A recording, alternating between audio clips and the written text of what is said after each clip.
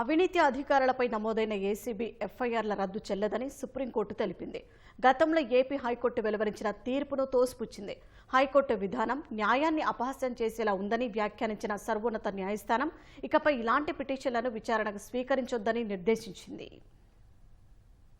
రాష్ట్రంలో అవినీతికి పాల్పడిన 13 మంది అధికారులపై విజయవాడ అవినీతి నిరోధక విభాగం సెంట్రల్ ఇన్వెస్టిగేషన్ యూనిట్ నమోదు చేసిన ఎఫ్ఐఆర్లను రద్దు చేస్తూ హైకోర్టు గతేడాది ఆగస్టు 1న వెలువరించిన తీర్పును సుప్రీంకోర్టు కొట్టేసింది. ఈ కేసులో ప్రతివాదులందరిపై ఏసీబీ దర్యాప్తు కొనసాగించొచ్చని స్పష్టం చేసింది. ఇకపై ఇలాంటి ఎఫ్ఐఆర్లు దర్యాప్తులను సవాల్ చేస్తూ దాఖలయ్యే పిటిషన్లను విచారణకు స్వీకరించరాదని హైకోర్టును ఆదేశించింది. ఈ తీర్పు కాపీ వెలువడిన 6 నెలల్లోపు ప్రతివాదులపై దర్యాప్తు పూర్తి చేసి తుది నివేదిక దాఖలు చేయాలని ఆదేశించింది. వారిపై అరెస్టు లాంటి కఠిన చర్యలు తీసుకోరాదని నిర్దేశించింది. దర్యాప్తును వేగంగా పూర్తి చేయడానికి ప్రతివాదులంతా సహకరించాలని సూచించింది.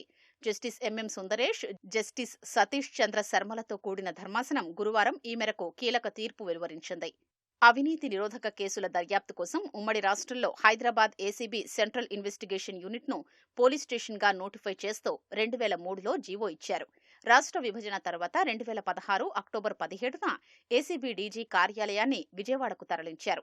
దాన్నే ఏసీబీ కేసుల విచారణ పోలీస్ స్టేషన్గా కొనసాగించారు. 2020 వరకు 13 ఎఫ్ఐఆర్లు నమోదు చేశారు. 12 కేసుల్లో దర్యాప్తు పూర్తవగా ఒక కేసులో ఛార్జిషీట్ కూడా వేశారు. ఈ క్రమంలో 2020-23 మధ్య కాలంలో ఈ కేసుల్లో నిందితులు హైకోర్టును ఆశ్రయించారు. నిబంధనల ప్రకారం Vijayawada ACB central investigation unit joint director కార్యాలయాన్ని పోలీస్ స్టేషన్గా నోటిఫై చేయనందున ఎఫ్ఐఆర్లను కొట్టేయాలని కోరారు. ఈ కేసు నడుస్తుండగానే ఈ కార్యాలయాన్ని రాష్ట్రం మొత్తానికి ఏసీబీ పోలీస్ స్టేషన్గా వర్తింపజేస్తున్నట్లు ప్రభుత్వం 2022 సెప్టెంబర్ 14న జీవో ఇచ్చింది.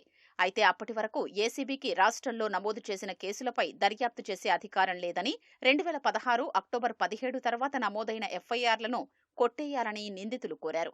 దీంతో హైకోర్టు 13 ఎఫ్ఐఆర్లను కొట్టేస్తూ నిరుడు ఆగస్టులో తీర్పిచ్చింది. దాన్ని సవాల్ చేస్తూ ఏసీబీ జాయింట్ డైరెక్టర్ సెప్టెంబర్ 12న సుప్రీంకోర్టులో ఎస్ఎల్పీ వేశారు. అవినీతి నిరోధక చట్టం కింద శిక్షార్హమైన నేరాలపై దాఖలైన ఎఫ్ఐఆర్లను హైకోర్టు కొట్టేయడంతో కొన్ని కేసుల దర్యాప్తును మొగ్గలోనే తుంచేసినట్లయిందని సుప్రీంకోర్టు వ్యాఖ్యానించింది. మరికొన్ని కేసుల్లో క్రిమినల్ ప్రొసీడింగ్స్ ను పూర్తిగా రద్దు చేసినట్లయిందని తీర్పులో పేర్కొంది. ఎఫ్ఐఆర్లు దాఖలైన పోలీస్ స్టేషన్ల జ్యూరిస్ డిక్షన్ను మాత్రమే పరిగణలోకి తీసుకుని హైకోర్టు ఇచ్చిన ఈ తీర్పు న్యాయాన్ని అపహాస్యం చేయడమేనని స్పష్టం చేసింది. ఒక సాంకేతిక కారణం చూపి ఎఫ్ఐఆర్లను కొట్టేసినప్పుడు ప్రత్యామ్నాయంగా మరో జ్యూరిస్ డిక్షన్ చూపాల్సిన బాధ్యత హైకోర్టుకు ఉంటుంది. ఉమ్మడి రాష్ట్రంలో ఉన్న చట్టాల్లో మార్పు చేర్పులు, సవరణలు రద్దు చేస్తే తప్పితే రాష్ట్ర విభజనకు ముందున్న చట్టాలన్నీ విభజన తర్వాత 2 రాష్ట్రాలకు వర్తిస్తాయని స్పష్టం చేసింది. ఈ నేపథ్యంలో ఎఫ్ఐఆర్లను రద్దు చేస్తూ హైకోర్టు ఇచ్చిన తీర్పును కొట్టేసింది. వీటిలో ఇప్పటికే దాఖలైనవి, ఇకపై దాఖలు చేయబోయే ఛార్జిషీట్లను, దర్యాప్తు తర్వాత ఏవైనా ఇతరత్రా అంశాలు ఉంటే వాటిని సవాల్ చేసే స్వేచ్ఛను ప్రతివాదులకు ఇస్తున్నట్లు ధర్మాసనం తీర్పులో స్పష్టం చేసింది. రాష్ట్ర ప్రభుత్వం తరపున సీనియర్ న్యాయవాదులు సిద్ధార్థ లూథ్రా, సిద్ధార్థ్ అగర్వాల్, గుంటూరు ప్రమోద్ కుమార్లు వాదనలు వినిపించారు.